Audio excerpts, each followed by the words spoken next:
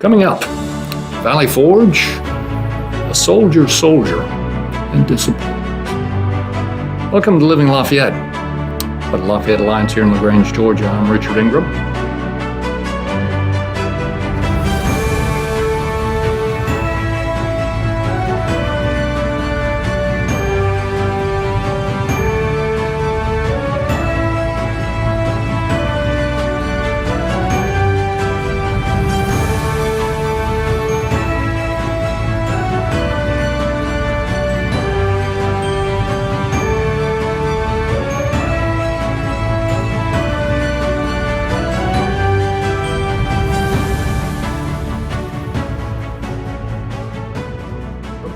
And with me is Tony Privatera. I failed to mention him. He's been working with us just forever doing this podcast, and we appreciate his help.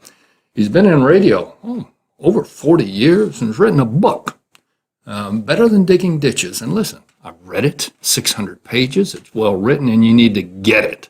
It's on Amazon, or you can go look up Tony and get it from him likewise. It's excellent. So, today we're going to talk about Lafayette and what he wanted. Lafayette had ambition. He wanted glory. And that was not just fame to get his name out there. It was to do something worthwhile, something with purpose, something that would benefit community for which he was recognized. That was the whole idea of glory, and that's what Lafayette wanted. He was a major general, but he didn't want to be a major general in rank only.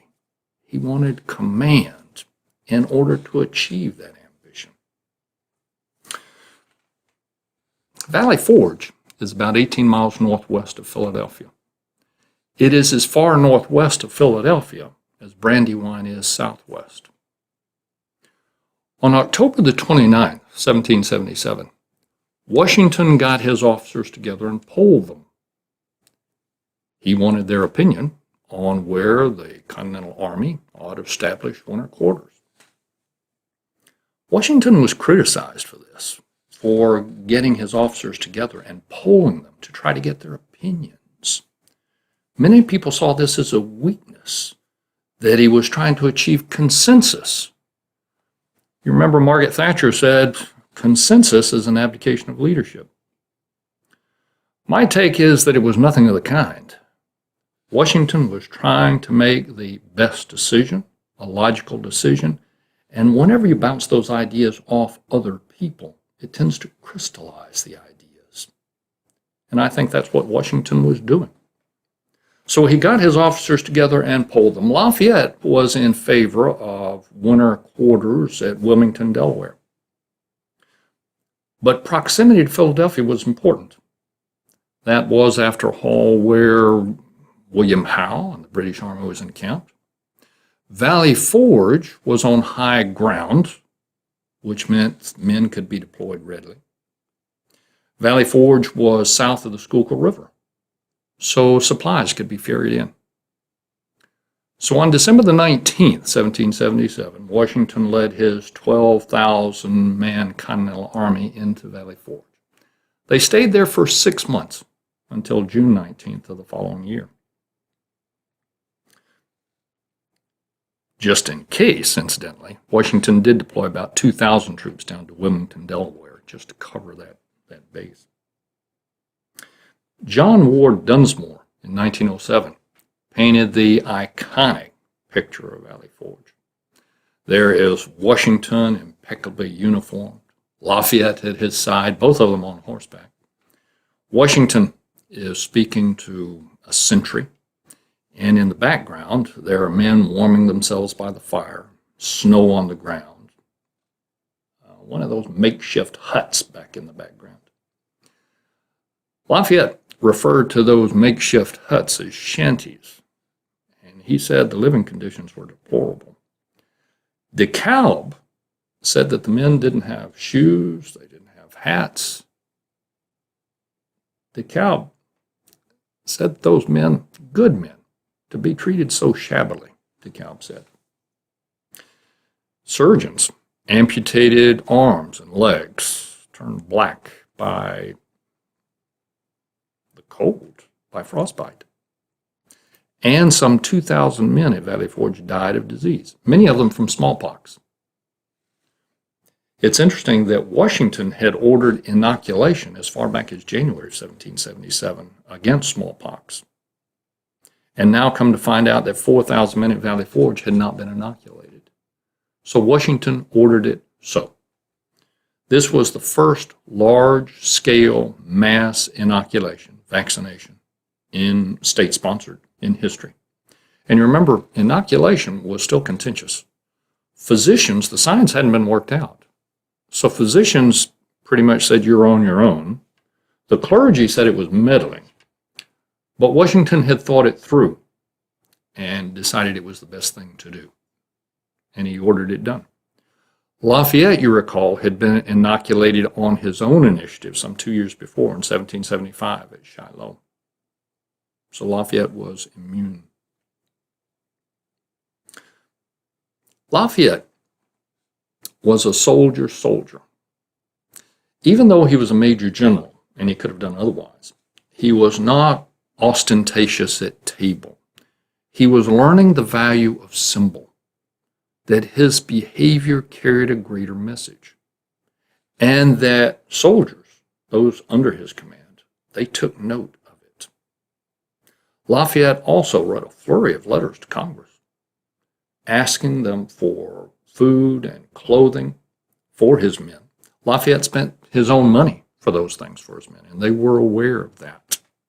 Lafayette also wrote Washington to suggest organization options for the Continental Army. And of course, Washington had solicited these, well, unsolicited.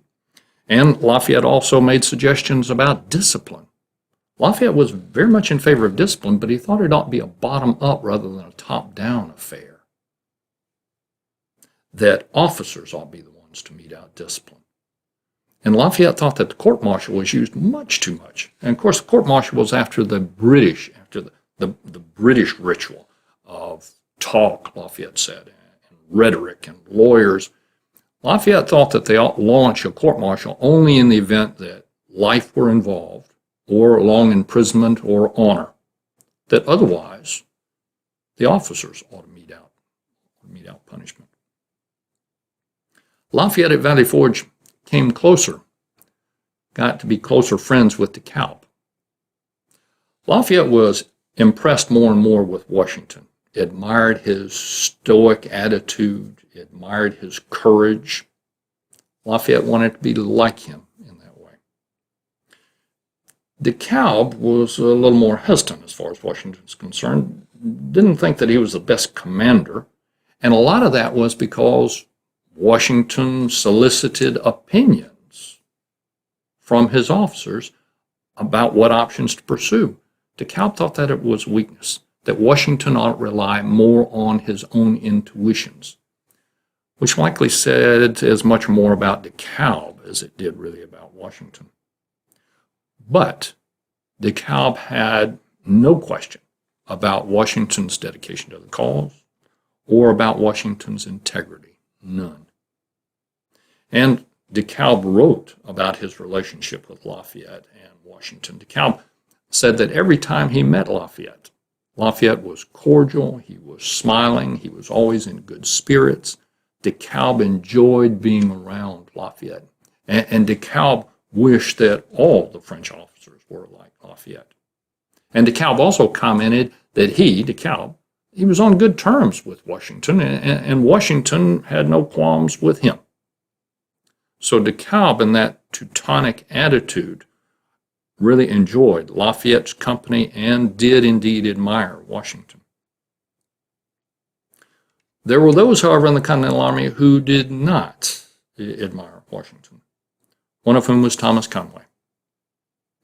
Conway would have liked very much for Washington to have been replaced as commander-in-chief, by Horatio Gates particularly. Horatio Gates was president of the Board of War, which was a newly established entity established by the Continental Congress. Conway's thinking was that if he could make friends with Lafayette, if he could saddle up to Lafayette, that friendship, people would know about that, because Lafayette was admired in the Continental Army. He was respected. And if Thomas Conway were seen as Lafayette's friend, that could undermine Washington's authority. So Conway worked with the Board of War, and they decided that it was time for another incursion into Canada to try to capture Canada. This had already been attempted back in 1775, some 2 years ago, and failed. Benedict Arnold was part of that. Alexander McDougall was part of that. The effort to capture Quebec, and it failed miserably. But now the Board of War decided that it was time to try it again, and the Board of War decided that Lafayette ought to be the commander. Horatio Gates, as president of the Board of War, knew that that would appeal to Lafayette's ambitions, to his vanity, and Thomas Conway would be the second in command. So that would give Conway opportunity to saddle up to Lafayette, to try to make friends with him, to be seen as a duo working together. On January 22nd, 1778, Henry Lawrence, who was president of the Continental Congress, wrote a letter to Lafayette and told Lafayette about this project. Told Lafayette that the Board of War was planning on an incursion into Canada to capture Montreal, that Lafayette would be the commander, and that Thomas Conway would be second in command. This is what Lafayette had been looking for. He wanted a command. He wanted to lead. He didn't want to be a wallflower. He didn't want to be a milquetoast. This is what he wanted. But then he began to think about it. Now he was suspicious. I mean, first of all, why had this not come through channels? Why had it not come by way of Washington and headquarters? And second, more importantly than that, what was Thomas Conway doing as the second in command? The more Lafayette thought about it, as much as he wanted the command, he was thrilled to get it. He wanted it. But he could not abide what it implied having Thomas Conway as second in command. Lafayette decided he would refuse it. He would refuse this command unless Thomas Conway was replaced, either with Alexander McDougall, or if his health wouldn't permit, then with DeKalb. Alexander McDougall, incidentally, was Scottish. He was from the Isle of Islay and the Hebrides. He was part of the New York Sons of Liberty. Washington said he was a pillar of the Revolution, and McDougall was a close friend to Alexander Hamilton. So Lafayette thought he would be a good second in command, and if he could not, well, then DeKalb. And Lafayette thought this was non-negotiable, that he would not take the command unless this stipulation were met. So Lafayette, inveterate letter writer that he was, sat down and wrote a letter to Henry Lawrence, outlining. He appreciated the recognition, he appreciated the opportunity. However, Thomas Conway, as second in command, would not do. Before Lafayette fired that letter off, he showed it to Gouverneur Morris. Gouverneur Morris, who was articulate and very bright, Gouverneur Morris was there at Valley Forge with a congressional committee, and Morris reviewed Lafayette's letter and was very impressed. Lafayette's logic and his judgment, and Morris wrote Henry Lawrence back to tell him that. Lafayette also showed the letter to his good friend John Lawrence. This was Henry's son. John Lawrence was a lieutenant colonel and was aide-de-camp to Washington. John Lawrence didn't see the point in this project to go capture a vast ice space. I mean, why? However, that aside, Lawrence agreed with Lafayette that the second in command needed to be replaced. Thomas Conway was inappropriate. And John wrote his father, Henry, to tell him that as well. Lafayette got a letter officially from the Board of War 2 days later on January 24th. And in it, Horatio Gates, as president of the Board of War, told Lafayette, this is your chance. You will be commander of this force going to capture Montreal, and Thomas Conway will be your second in command. Lafayette decided that he needed to make his case to Henry Lawrence in person, and Henry Lawrence would then take the case to Congress. So Lafayette decided he needed to go to York, Pennsylvania, where the Continental Congress was seated at the time. So obviously Lafayette agreed with Truman. Some things you just need to see eyeball to eyeball and talk it through, that a letter won't do. That same day, interestingly, Horatio Gates asked Washington what his opinion was of this Canadian incursion. This is the first time Washington really been exposed to it. And Washington replied that he could offer no opinion because he didn't know the details. He didn't know the object of the project. But he hoped that it was a success because it might further the American Revolution and because someone for whom he had great esteem was involved, and that was Lafayette. So Lafayette packed things up on the 28th and headed for York. It took him 2 days to get there. It was interesting that Thomas Conway was at York the day before. Maybe sensing a rumble afoot, he headed for Albany, which is where all the troops were going to muster before they headed to Canada. Lafayette spent the first day entirely with Henry Lawrence, making his case.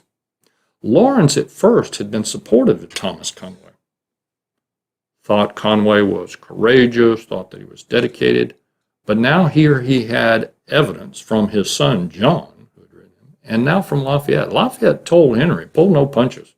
Lafayette said, Thomas Conway is out for himself. Everybody in their way has their own agenda.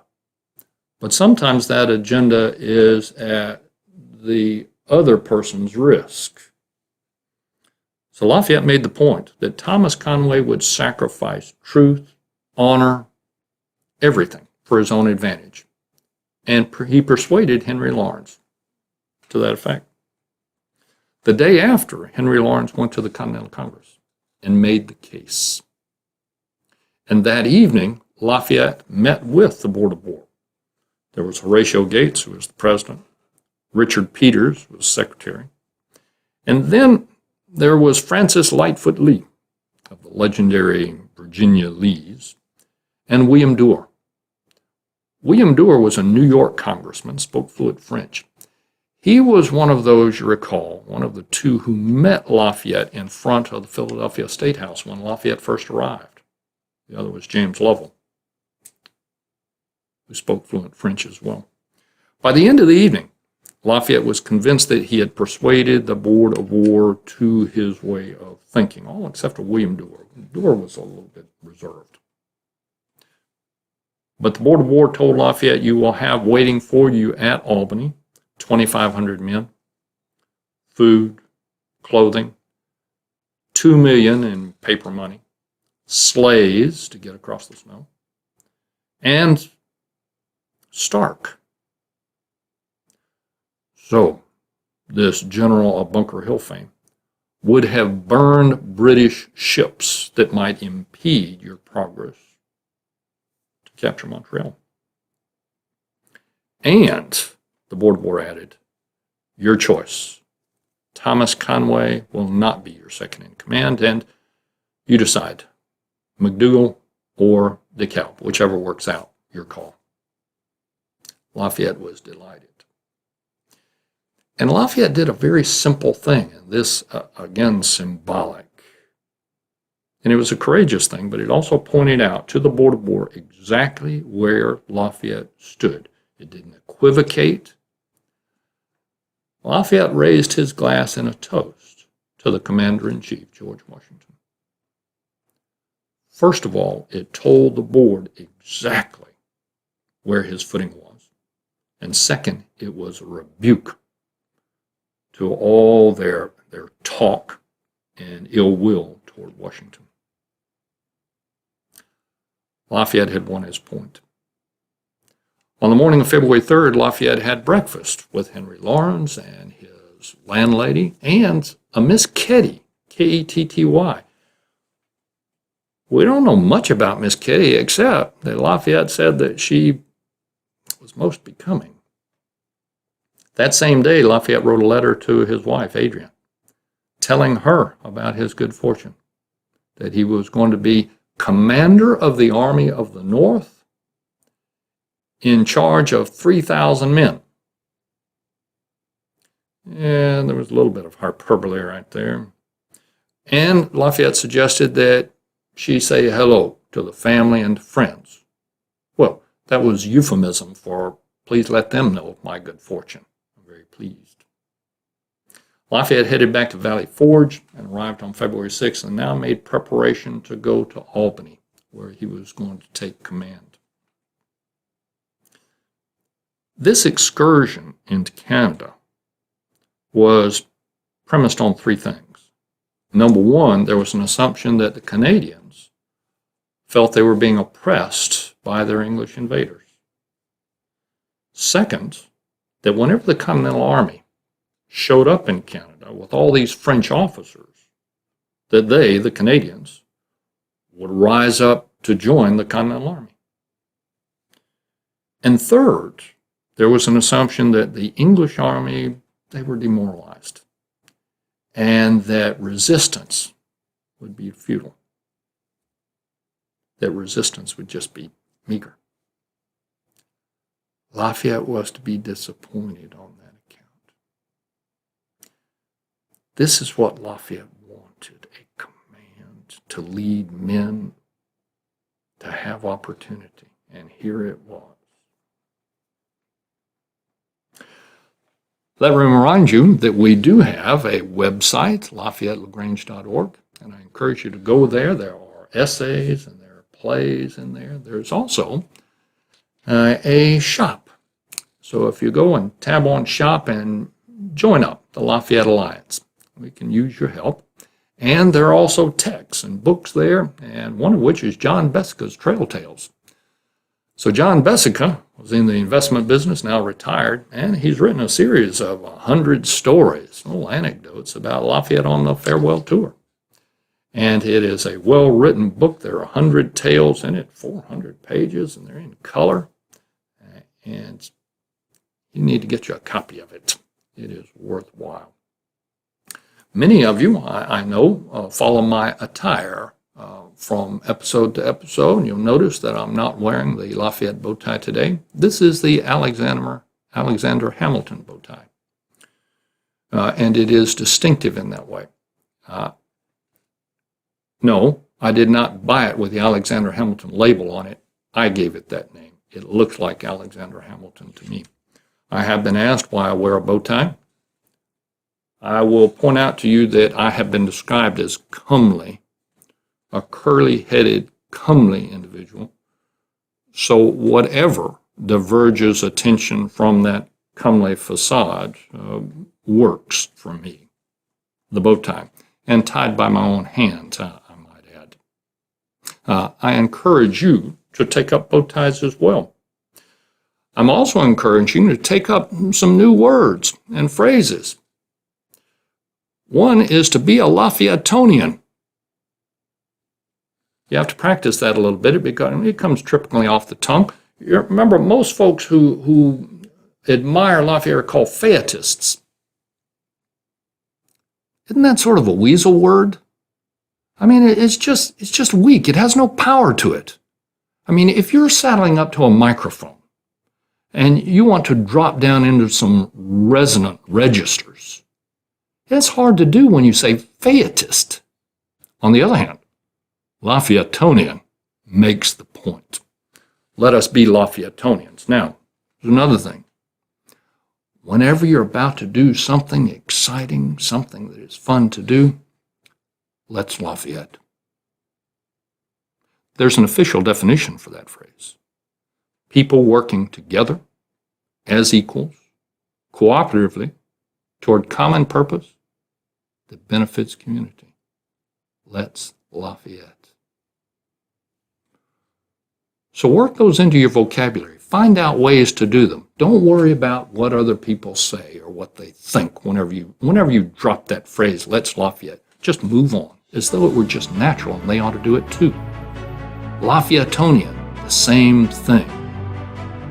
I'm a Lafayettonian. Now let's go to lunch. This is Living Lafayette. Discover, to inform, to entertain. Until next time.